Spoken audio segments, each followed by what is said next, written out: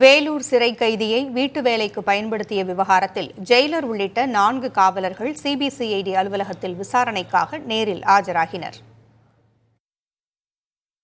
வேலூர் சிறைத்துறை ஜெயிலர் அருள்குமரன், டிஐஜியின் பாதுகாப்பு காவலர் ராஜு, சிறை காவலர்கள் பிரசாந்த், விஜி ஆகியோர் சென்னை எழும்பூர் சிபிசிஐடி தலைமை அலுவலகத்தில் விசாரணைக்காக ஆஜராகுமாறு அதிகாரிகள் சம்மன் அளித்திருந்தனர்.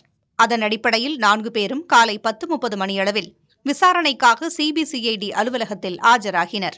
அவர்களிடம் சிபிசிஐடி எஸ்பி வினோத் சாந்தாராம் தலைமையிலான அதிகாரிகள் விசாரணை மேற்கொண்டனர். வேலூர் மத்திய சிறையில் ஆயுள் தண்டனை கைதி சிவக்குமார் என்பவரை வேலூர் சரக டிஐஜி ராஜலட்சுமி தனது வீட்டு வேலைக்காக பயன்படுத்தியதாக கூறப்படுகிறது.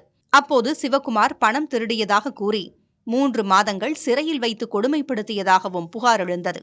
இதுகுறித்து சிவக்குமாரின் தாயார் தொடுத்த வழக்கில் நீதிமன்ற உத்தரவுப்படி சிபிசிஐடி விசாரணை நடத்தி வருகிறது.